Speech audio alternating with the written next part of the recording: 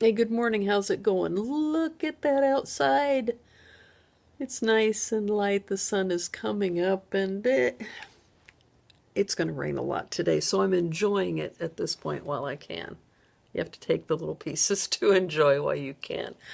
I've been, I think a lot about what kind of things will help you in your conversation, what kind of things you can add to your vocabulary.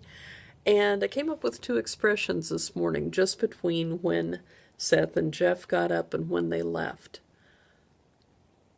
The first one was Seth came over to the kennel for the dogs, and the dogs were, oh, they're excited and they're just running all over the place, and oh, Seth is going to do something with them, and oh my gosh, they don't know what to do.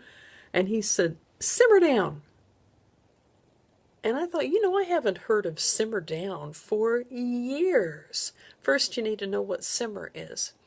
When you're cooking and you put the pot over the fire, it will begin to simmer. That's when it's very, very low, and it gets hotter and hotter and hotter until it boils. Then you need to lower it back down in many situations to allow it to simmer until it's done. Simmering is just barely burning. It's just much more calm, much more cool than when it is boiling.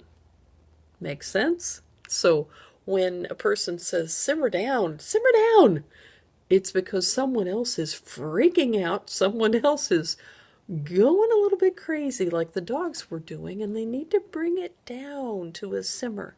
Simmer down, okay? How could you use simmer down? You could say the dogs were freaking out and they needed to simmer down. You could say, oh, my mother was so furious that I asked her, please, Mom, simmer down. And I'm sure that would not go over well if somebody told me to simmer down when I'm angry. Or, give you one more example. The economy. The economy has made so many people so frustrated and so scared. They need to simmer down. They need to calm down. They need to relax. Okay? Simmer down, calm down, relax, cool off. Okay? Simmer down. The next expression that I thought of was, it wasn't for lack of trying. It wasn't for lack of trying. That sounds really confusing to me, and I thought maybe it would to you. What this means is, here comes a fire truck or something.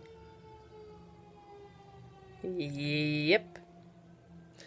It wasn't for lack of trying means that somebody tried really hard to accomplish something, so they didn't lack. Faltar, what'd you say? They didn't lack effort.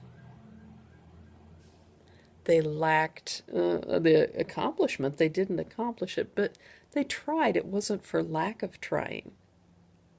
Does that make sense? So the way that I could use that is I could say, well, he wasn't valedictorian. He wasn't the first in the class, but it wasn't for lack of trying. It means that this kid studied really hard. He tried really hard, but he wasn't valedictorian. Susie didn't find a really nice car, but it wasn't for lack of trying. She shopped everywhere. She looked.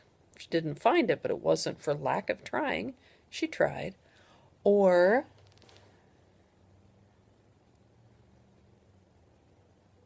let's think of one more.